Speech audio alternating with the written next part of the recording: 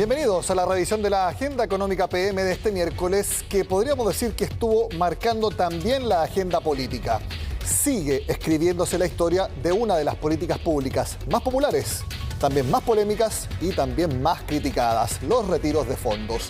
La Comisión de Constitución de los Diputados aprobó por solo un voto de diferencia el proyecto de ley que permite el cuarto proceso. La votación más estrecha que los retiros anteriores anticipa la duda de qué es lo que pasará cuando se vea este mismo proyecto en la sala de la Cámara Baja. Socioeconómico. Marcela, tráeme la Coca-Cola del auto, por favor. No sé qué pasa. Le pediríamos a Informática que por favor nos pusiera la pantalla general. Los problemas técnicos y los audios no muteados generaron por momentos más preocupación que la severa advertencia del Banco Central ante el crecimiento de la inflación y de nuevos retiros de ahorros previsionales. Y es que si bien impactó en la discusión, no fue suficiente. Por 7 votos a favor y 6 en contra, la iniciativa pasó la primera valla, aun cuando Hacienda repitiera el argumento del ente emisor. Recién habló el presidente del Banco Central, que no digamos una persona de derecha, y dijo que con un nuevo retiro esto se traduce en más inflación. Más inflación es más pobreza para las personas más pobres, la cual la gran mayoría hoy día no tiene fondos de pensiones para sacar.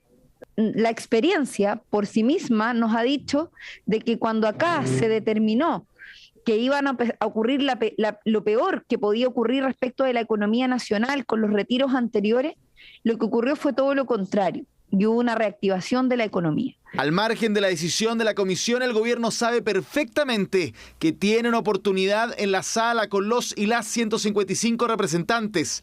Por lo mismo, el ministro de Hacienda sigue en reuniones con diputados y diputadas oficialistas. Otros los motivan con estilo 18ero para que aprueben la medida. Llevamos varios días en esto, pero también hay que aprovechar acá que en el Congreso tenemos a más gente reunida para poder hacer también estas conversaciones. A todos los diputados les venimos a pedir que apoyen el cuarto retiro si se quieren reelegir.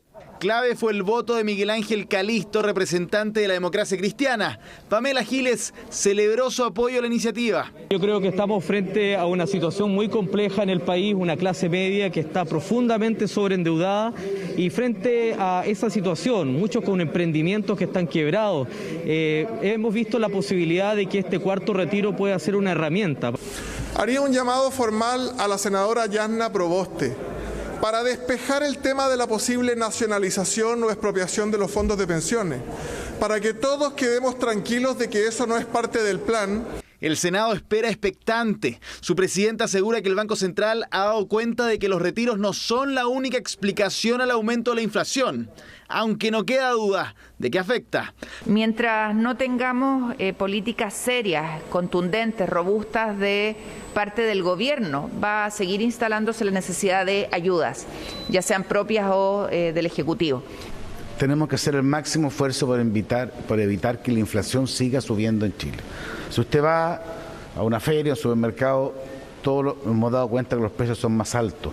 La discusión en particular de la comisión comenzará la próxima semana para luego revisarse en la sala de la Cámara de Diputados.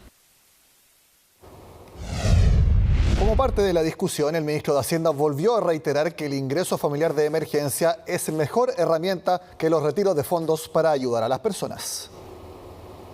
Sí, estamos al lado de los chilenos porque estamos tratando de llegar a través del IFE, que efectivamente entendemos que hay chilenos que todavía pueden estar complicados y que necesitan la ayuda. Bueno, yo creo que tenemos un instrumento con el ingreso familiar de emergencia que nos permite llegar con pagos hasta diciembre próximo, que nos permiten, por lo tanto, dar respuesta a esto. Y en ese sentido, solamente recordarles que el ingreso familiar de emergencia, que está disponible desde junio pasado y que va a llegar con pagos hasta diciembre, o sea, estamos pensando en algo más de 5 meses, pero sí tenemos esta otra herramienta disponible que creo que también nos permite llegar a los chilenos en este momento. En la instancia, un diputado de oposición criticó las advertencias del Banco Central respecto a que el alza en la inflación tendría como una fuente importante los retiros de fondos. Se ha demostrado acá por varios ponentes que la inflación no es solo individual de este país. Hay un fenómeno de inflación global, mundial. Hay aumento de precio en petróleo que importa Chile. Todo lo que se mueve con petróleo aumentó en un 10% producto de la inflación externa. Los precios de los alimentos que se importan también. Y aquí se nos quiere decir, por el presidente del Banco Central, que el único factor que está produciendo una presión inflacionaria en Chile hoy día es el anuncio, porque ni siquiera se ha hecho, el anuncio de que puede haber un cuarto retiro. Por favor, seamos tontos, pero hasta las 12 nomás. Vamos a seguir en este punto porque como el Banco Central subió la tasa de interés muy fuertemente el día antes de esta votación, lo que fue solo una coincidencia programática y no porque lo decidieran a último momento, igual fue criticado por parlamentarios y algunos sectores que acusan al Banco Central de querer frenar el cuarto retiro para proteger las grandes empresas. Incluso algunos políticos dijeron que el organismo no sabía de economía a escala humana. Bueno, escuchemos la respuesta que dio al respecto Mario Marcel.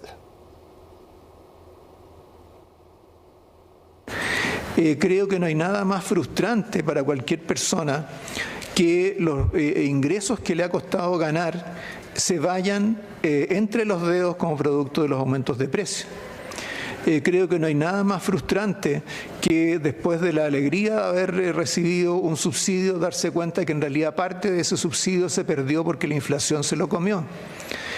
Creo que sería muy frustrante que la gente que ha retirado sus ahorros previsionales que habrían financiado su pensión futura se den cuenta el día de mañana que, por ejemplo, si con eso lograron financiar el pie para una propiedad, después se den cuenta que a través de la inflación y aumento de las tasas de interés, en realidad pierden todo lo que invirtieron por la vía de los aumentos de los dividendos.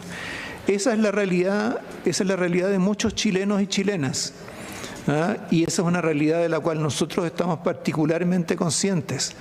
Por eso cuando tomamos nosotros estas decisiones lo hacemos con plena conciencia de que lo que estamos haciendo al prevenir una escalada de la inflación, lo que estamos haciendo al prevenir un sobrecalentamiento de la economía es evitar que personas que sufrieron mucho durante la crisis, que pasaron muy malos momentos de incertidumbre, momentos de temor, frustraciones, pérdidas de ingresos, se ven enfrentadas a nuevos shocks y nuevas fuentes de incertidumbre en el futuro.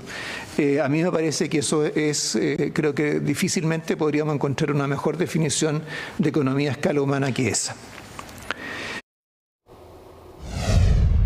Vamos a hacer ahora la pausa en Agenda Económica, dejamos de hablar por un momento de la votación del cuarto retiro de fondos y nos adentramos en inflación, tasa de interés, crecimiento y las últimas proyecciones en nuestro país, con el desglose del informe de política monetaria que se presentó esta jornada. Ya volvemos con más Agenda Económica.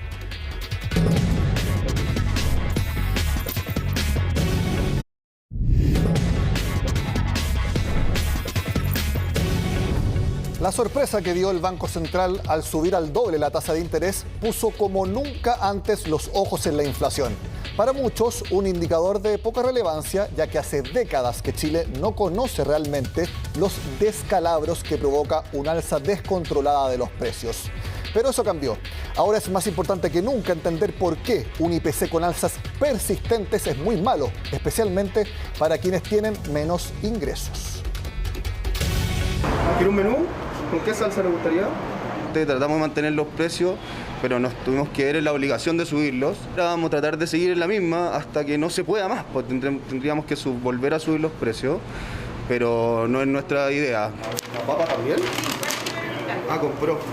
Decidieron emprender sin tener en sus planes una pandemia, cuarentenas, retiros desde las AFP ni inflación. A ellos todo lo que se vive los tomó por sorpresa. Nosotros partimos comprando nuestro producto base a un precio y ahora ya vamos prácticamente en el doble. Gracias. Gracias, chao. Chao. Así analizan el panorama económico en la cocina de este local en Las Condes, pero es algo que para nada solo ellos ven. El Consejo del Banco Central elevó la tasa de política monetaria en 75 puntos base para ubicarla en 1,5%. El presidente del Banco Central anunciaba así las medidas con las que buscan frenar la inflación. Si bien el aumento de la tasa de interés se esperaba, la cifra sorprendió por su magnitud. Y eso es lo que busca evitar subiendo las tasas, que finalmente se encarezca el acceso al crédito, que se pidan menos crédito de consumo y eso genere una presión más bajista en los precios finalmente. ¿Cómo afectará la decisión del Banco Central de aumentar la tasa de interés? Por ejemplo, actualmente si alguien obtuvo un crédito hipotecario por una vivienda de 5.000 UF con una tasa de 3%, se pagarán esas 5.000 UF más 2.113 de interés, pero el monto es mayor si la tasa de interés de ese mismo crédito sube. Con una tasa de interés del 4%, ahora vas a terminar pagando las mismas 5.000 UF de préstamo, pero en vez de 2.113 UF vas a pagar 2.917 UF. Hay una diferencia de 11% que vas a pagar más. El Banco Central explicó que la decisión de subir la tasa de interés se hizo para proteger a las familias. Yo creo que esa es una economía a escala humana.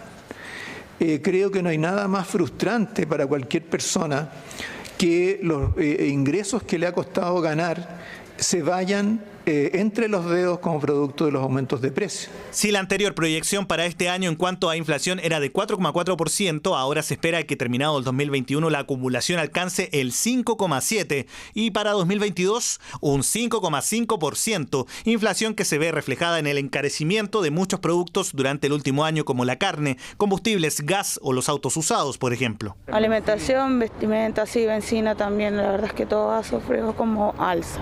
La gente que ya quería acceder a una vivienda o algo, comprarse algún bien, un auto, lo que sea, no va a poder. La inflación es bien discriminatoria. Personas de más bajos ingresos que tienen sus reservas básicamente en dinero para poder pasar la semana o el mes. Y ese dinero es el que se ve fuertemente desvalorizado con la inflación. Básicamente, según economistas, porque los sectores de menores ingresos no poseen capacidad de ahorro y gastan todo su dinero, por lo que los mayores precios los afectan totalmente. Por ejemplo, a través de la UF, la que está a días de traspasar los 30.000 pesos y que encarece el costo de vida de quien paga dividendos, arriendos o colegios particulares. Entonces, con esta medida, lo que justamente busca el Banco Central es que se disminuya el IPC y de esta forma debiésemos ver disminuciones también de la UF. Pero eso no va a ser inmediatamente, sino que va a ser ya en el largo plazo. Efecto directo del alza de tasa. Este miércoles cayó el dólar, divisa que también ha provocado el aumento de la temida inflación. En la presentación del informe de política monetaria se le cuestionó al Banco Central que comprara dólares ante el alto precio que mantiene la divisa y que hoy está en 771 pesos. Esto porque si compra dólares, saca dólares del mercado y por lo tanto eleva su cotización. Bueno, ante esto, el presidente del ente emisor respondió por qué lo hacen y que van a mantener esta medida. Los 40 millones de dólares que el Banco Central compra diariamente representan 3% de las transacciones en moneda extranjera diaria. Por lo tanto, la capacidad de la compra de reservas por parte del Banco Central de afectar el tipo de cambio es mínima o inexistente. No ocurrió así cuando se inició este programa de compra y no ocurriría si es que se retirara el programa de compra. ¿Por qué el programa de compra continúa? Fundamentalmente porque nuestra economía, en la medida que enfrenta situaciones de mayor riesgo, tiene que tener capacidad para poder anticiparse y protegerse de esos riesgos. Y las reservas son ciertamente uno de esos mecanismos. Bueno, el IPOM de este miércoles también mostró un escenario preocupante. Si bien el IMASEC de julio mostró un alza anual de 18,1%, lo que de nuevo elevó la proyección para el crecimiento de todo el año, esto va a cambiar en 2022 y 2023. Según el Banco Central, la actividad subiría apenas en torno a 2% ambos años. La pandemia ha sido dura para todos y la economía lo reflejó. Si en 2020 hubo caídas mensuales históricas, ahora se ve todo lo contrario. Mientras junio fue de récord en alza, el IMASEC de 18,1% de julio fue casi igual. Esta es una noticia de un crecimiento sostenido y fuerte que ya viene por varios meses. Estamos teniendo un crecimiento integrador y con todos los chilenos. La baja base de comparación potencia estos saltos, pero influye también la reapertura gradual de la economía y la enorme liquidez por los retiros de fondos y las transferencias estatales. Incluso comparado con junio, la economía chilena creció 1,4%, incidido por servicios y comercio. El que más incide en el crecimiento del sector servicios, es decir, hay una base un poco más amplia en términos de sectores que están influyendo en este crecimiento, y eso, pensando en que en agosto, por ejemplo, y en septiembre mantenemos buenos indicadores sanitarios, indica que la economía va a seguir creciendo a tasa elevada en los meses que vienen. Estas cifras se conocen el mismo día que el Banco Central presentó su informe de política monetaria de septiembre. El ente emisor reajustó las proyecciones de crecimiento y las ubicó en torno a 11% para 2021. El próximo año, sin embargo, ese número verá una baja considerable y solo llegaría a un máximo de 2,5%. ¿Se trata de un frenazo de la actividad chilena? El rango de crecimiento previsto para este año aumenta en respuesta a datos efectivos superiores a lo esperado en el segundo trimestre y a una importante revisión al alza de la trayectoria del consumo. Pese a que se anticipa también un mayor nivel de gasto para el próximo año, la mayor base de comparación resulta en un rango de crecimiento estimado para 2022 que es más bajo. En 2023 el escenario no cambiará, ya que el Central prevé que el PIB no crezca más de 2%. Se va a desacelerar el próximo año, no se va a revertir, sino que se va a desacelerar, y la economía va a poder crecer un poco más también durante el 2023, y por lo tanto mucho de lo que se ha podido ganar en este periodo no se va a perder. El mensaje no es alentador para el futuro. Un país con bajo crecimiento y alta inflación. Escenario muy temido por los economistas y aún más difícil de sobrellevar para las personas. Un dato muy elocuente que volvió a dar el Banco Central es que, a pesar del fuerte dinamismo que ha mostrado el consumo, los datos del sistema financiero muestran que la liquidez de los hogares sigue siendo elevada. Por ejemplo, para fines de julio, el saldo que se había acumulado en cuentas corrientes de personas y cuentas de ahorro a la vista era alrededor de 23.000 millones de dólares, superior al que había en los mismos lugares un año antes. Si bien eso apunta a que habrá más consumo, según el Central, el organismo dio otra recomendación para usar esos fondos. Esos recursos ahora van a tener una mayor remuneración en la medida que se depositen o se inviertan en instrumentos de ahorro. Y por lo tanto, dado que hoy día hay muchos ingresos que se han estado percibiendo que son de carácter transitorio y seguramente las personas no querrán tener una caída brusca en su consumo en el futuro, sería más sensato ahorrarlos y aprovechar también las posibilidades que existen para poder invertirlos en un depósito a plazo u otro instrumento. Por último, Mario Marcel se refirió a que este informe de política monetaria de septiembre será su último como presidente del ente emisor. Recordemos que él termina su periodo como líder del Consejo el 11 de diciembre. Tengo totalmente internalizado que mi periodo como presidente termina el 11 de diciembre de este año. Después de ello, todavía me quedan unos años como consejero por el hecho de ser nombrado consejero por un periodo de 10 años y fundamentalmente, y por lo tanto, no tengo previsto dejar de ser consejero al terminar mi periodo como presidente.